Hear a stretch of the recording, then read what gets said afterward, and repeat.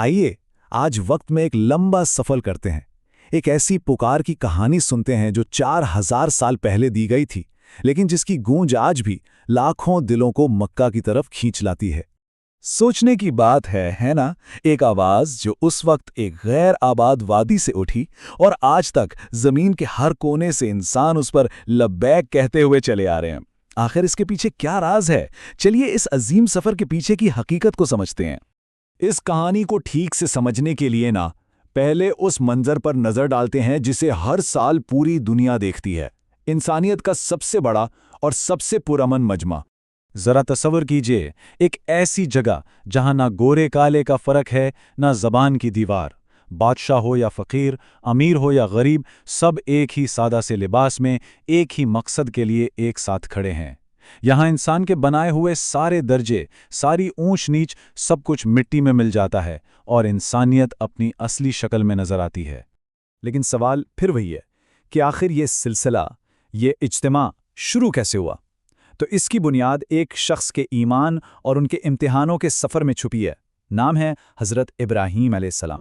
جس دور میں ابراہیم علیہ السلام نے آنکھ کھولی، وہاں لوگ ہر چیز کی پوجا کرتے تھے، سورج، چاند، ستارے، اپنے ہاتھوں سے بنائے گئے پتھر کے بت، یہاں تک کہ بادشاہوں کو بھی رب مان لیتے تھے۔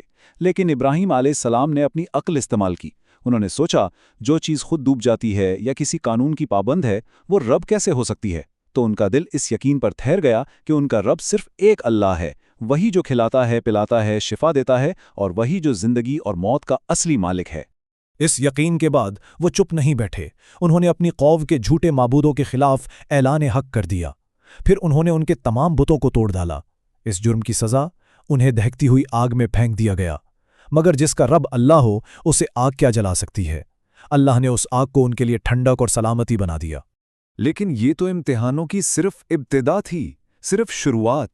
ان کی زندگی کی سب سے بڑی اور سب سے مشکل آزمائش تو ابھی باقی تھی۔ ذرا سوچئے، ساری زندگی اللہ کے دین کی دعوت میں گزار گئی، اور بڑھاپے میں جب اولاد کی کوئی امید بھی نہیں رہی تھی، تب اللہ نے انہیں ایک بیٹا عطا فرمایا۔ وہ بیٹا انہیں کتنا عزیز ہوگا، کتنا پیارا ہوگا، اس کا ہم شاید اندازہ بھی نہیں لگا سکتے۔ اور پھر وہ آخری امتحان آیا۔ اللہ نے خواب کے ذریعے حکم دیا کہ اپنے اسی لاڈلے اکلوتے بیٹے کو اللہ کی راہ میں قربان کر دیں۔ یہ اس بات کا امتحان تھا کہ کیا اللہ کے ایک بندے کے دل میں اللہ کی محبت دنیا کی ہر دوسری چیز کی محبت پر غالب ہے یا نہیں۔ جب ابراہیم علیہ السلام اس سب سے بڑے امتحان میں بھی پورے اترے تو اللہ نے انہیں ایک ایسا انعام دیا جس نے حج کی بنیاد رکھی، ایک ایسی عبادت جو قیامت تک جاری رہے گی۔ جب ابراہیم علیہ السلام نے اپنی محبت اور وفاداری کا بے مثال ثبوت پیش کر دیا تو اللہ نے فرمایا کہ اب وہ اس قابل ہیں کہ انہیں تمام انسانوں کا پیشوا یعنی لیڈر یا امام بنا دیا جائے۔ یہ ان کی صدیوں کی قربانیوں کا صلہ تھا۔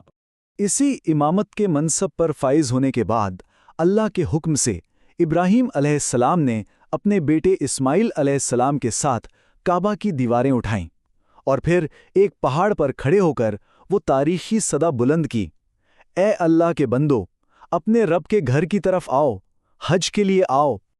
اور اس ایک پکار کا جواب 4000 سال بعد بھی آج دنیا کے کونے کونے سے گونج رہا ہے۔